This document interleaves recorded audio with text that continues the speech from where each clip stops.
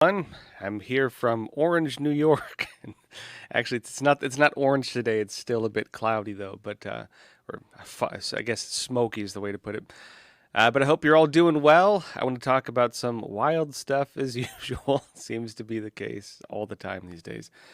The World Health Organization is taking a cue from Europe, and they're launching a new digital health system just in time for the new negotiations to get unilateral global powers to manage global pandemics, which the Biden administration is actually trying to sign on with.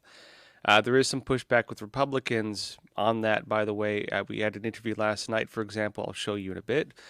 But it's still charging through. I'll give you updates as it comes.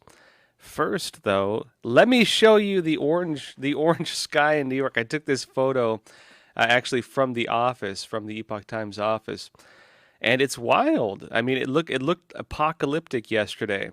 I set the white balance on my phone using a white screen, by the way. So that's as accurate as I could get it in terms of what the sky actually looked like. That is New York right there yesterday. These days, today, it's not looking like that. Actually, that orange sky effect only lasted a few hours, and then it kind of became more like white. It was more like a creepy mist after that. But yeah, anyways, weird stuff. It's from the fires in Canada. They say it's weird stuff. Anyways, uh, I've seen it like this before, including in San Diego, where I'm from. Some of the wildfires we had, but like the whole sky just turned red. They do that. That said, the folks jump into the first story.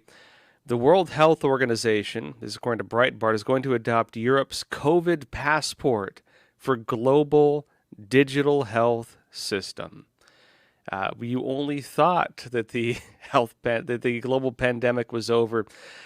We only thought that the agenda for global health passes was over. But the folks behind the scenes, they're not ready to give it up just yet. Let me show you this.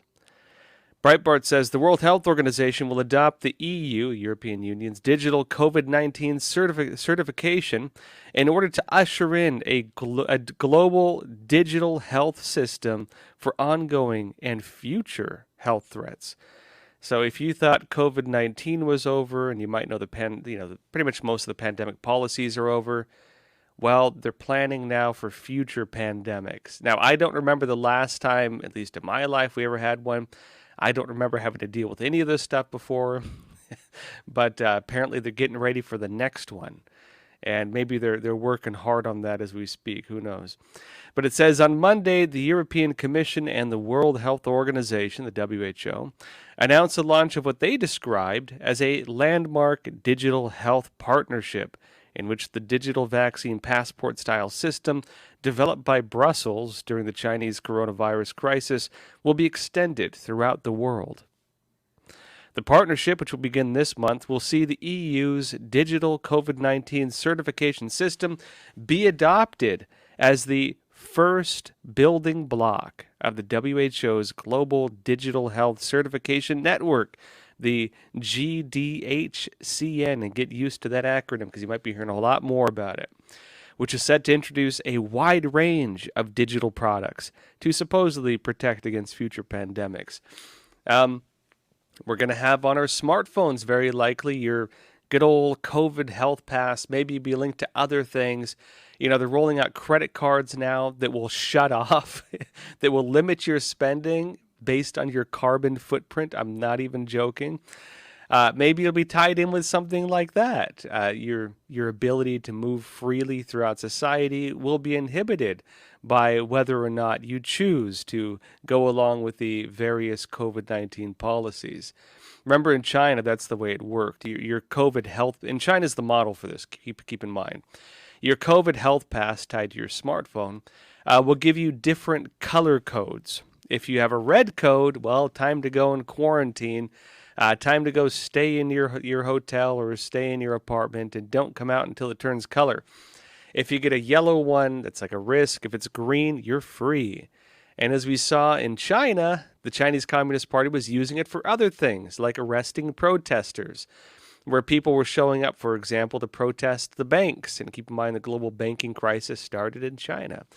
They were showing up to protest the banks because the banks were not giving them their money. People wanted their money, which the banks are supposed to give them, but were not. And when they went to go protest the banks, lo and behold, every protester, suddenly they got an alert that their COVID-19 passport turned from green to red, and they had to go quarantine for 2 weeks or face arrest. That is the new system. Imagine you and your family try to go protest at one of these these school board meetings or something like that. They no longer have to arrest you. They just turn your health code red, and then you have to go report to quarantine. They don't have to throw you in the gulag. You throw yourself in the gulag under the new system. And if you don't comply, then you go to the real one. That's the way these things work.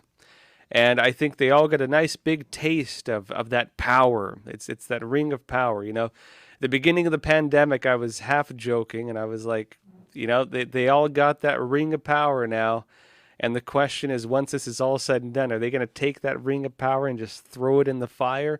Or are they going to keep it like something just deeply, deeply precious to them?